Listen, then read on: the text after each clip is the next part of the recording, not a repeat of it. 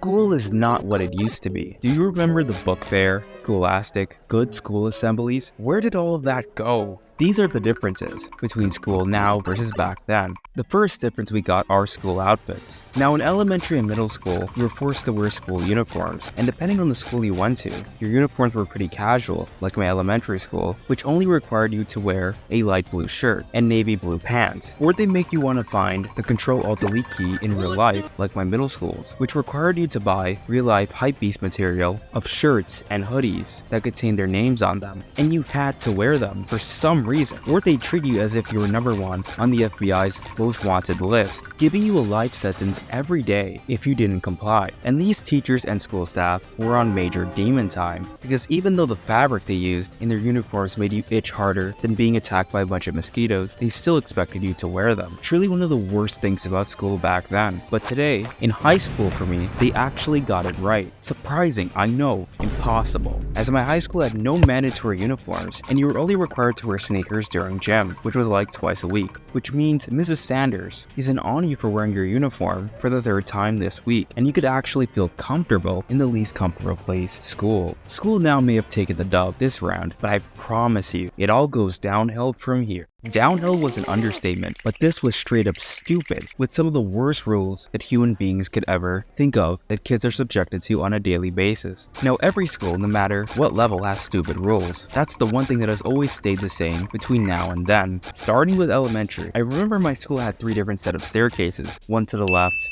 one to the middle, and one to the right side of the building. And you would think that you'd be able to use any of these staircases to get to your daily classes. No, you're wrong. For some reason why you could only use the staircases on the right of the building to go up, while the left side was being used for coming down. And you may be asking about the middle. That was completely off guard. You could only use the middle with the teacher's permission. So you could understand the pain that so many of us, including myself, faced, especially when we reached 5th grade, when we had to take the staircase on the right side of the building just to get to the highest floor in school, and then walk across to the other side of the whole building just to reach our homeroom class on the left side. And some of us tried to sneak and use the left staircase whenever they let us into the hallways in the morning, but I'd always get captured when that happened. It was never meant for me. Or the numerous rules you have to face throughout your time in school that'll remind you why your school uniform is the color orange. No eating, no bathroom, no having fun. School rules have always been bad then and always will be. Next up, we have a big one, and that is bathrooms. Let me tell you, school bathrooms used to be so different back then as compared to today. Back then, starting with elementary, I remember each class had a specific time allocated for us to use the bathroom. For my class, it was the end of 3rd period. So when this would happen, we would stop whatever classwork we were doing and all walk to the bathroom as a class. And about 5 kids at a time would have the opportunity to use the bathroom, after all of us would sit down in a straight line across the wall. Despite being treated like prisoners with the wall stuff, this was so valid, as we were able to do the one thing with ease that we couldn't do in middle and high school: use the dang bathroom. No, you should have used it earlier. Or, not in my class. It was just simpler back then. Plus, on the other hand, bathrooms didn't look and smell like a complete war zone when arriving in them, as people just did their business and then just left. Well, besides that one time, I got my cohort of 5 in trouble when I started a game of tag, but still, really good. But the bathroom now has to be the worst place to be in school. And you might be saying, aren't the classes the worst? Well, at least in classes, your nose is not getting violated by a trillion distasteful scents that'll make your own nightmares have nightmares. Missing toilets and other appliances from the bathroom, fights, vapors, messy floors, and so many more things that make the school bathroom terrible. And the worst thing was when my high school saw this happening and got involved. They placed a 15-minute wait time to use the boys' bathroom during the 1st period lunch, which is one of the 4 only times the bathroom was opened every day. They had my knees buckling several times throughout the school year, waiting on these long lines. No wonder sometimes when kids came back to class, they came back more baked than shaggy. It's a tough process, I don't blame them.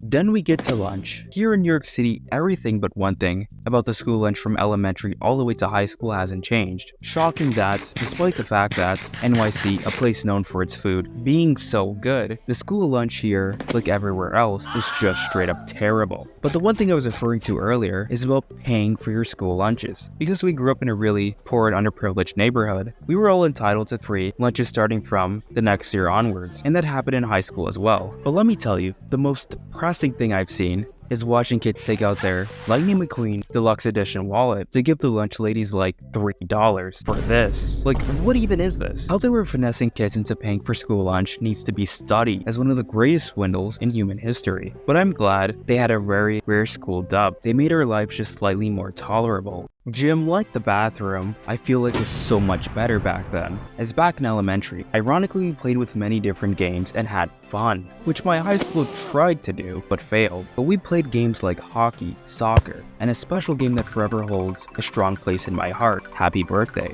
And we had fun. Everyone was hyped for gym class, and everyone participated. And while the diverse games went away in middle school, we at least got to play whatever we wanted. So that's still a dub. Probably peak, I would say, just barely over elementary. But high school, let me tell you, there was such little fun in high school gym class, as our gym teacher got this idea that, because of New York City being really diverse, for us to play uncommon games that all of us wouldn't be used to. And on top of all of the military-esque drills, we were forced to play games such as table tennis, flag football, and cricket every day. And if you like those games, that's cool, you do you. But nobody in our gym classes were ever happy playing these games. And our gym teacher had the nerve to give us graded worksheets to do, especially when he was mad. But the pages looked like he was trying to imitate English teachers, with a lightning question such as, what's the purpose of teamwork? I don't know. I obviously never knew what teamwork was before this moment, after being in school 9 grades in, and after countless group projects. And the worst thing was, about the worksheets, is that you had to answer these fetus level questions with at least 3 sentences, or your grade would fall harder than our grades during the pandemic. But gym class was definitely better back then. Now we get to book fairs. Where did these go? It was actually great taking time out of our classes that we have in elementary and go to the book fair for like 15 to 20 minutes to kill time and maybe pick up some fun stuff such as those hand pointers, the toys, and even some books. And they even had it after school, which made staying after school a scary thought, tolerable at least. But speaking of books, we have Scholastic. I remember back in elementary, if you paid like $5, you get a free book every month that we all read together as a class. That stuff was kinda cool. I understand how that stuff now didn't work in today's school, but at least it was fun back then. Speaking of after school, we have school assemblies. Then easily destroys now's assemblies. Back in both elementary and middle school, we had several movies we would watch in the auditorium, several plays, and performances throughout the year. But something started to happen once we reached 8th grade, and that is the start of these community meetings that we'd have once a week every Tuesday. 4th period, where the whole grade would come together, and our teachers and assistant principals would discuss certain topics with us, and they were cringe. We had to watch these really bad PSAs that we'll definitely get to in time. And when we got to high school, they went from 0 to 100 real quick, not only doubling the time, turning up the cringe as well. Only good thing that it was every other Friday. But that was the bad thing, because they were wasting nearly 2 hours of our time on those days. And the worst thing about this is that they were trying to force this community aspect, instead of letting it happen naturally. Like, who cares about each other's personal business, or wants to think about it once they leave school? So stop trying to make it a thing. It's not happening. And then we get to the teachers. For me personally, I believe teachers have only gotten more agitated and angry now compared to back then. Of course, you have that really angry teacher, like my 4th grade homeroom/math teacher, who was on major demon time every day, but everyone from elementary seemed to be so much nicer. But as we continue to rise throughout the grades, the teachers seem to get more and more angry. And I mean, I don't blame them having to deal with sometimes a grade's worth of chaotic kids, class clowns, and overall menaces to society every single day. I would snap as well. And you can't forget the all-time classic of,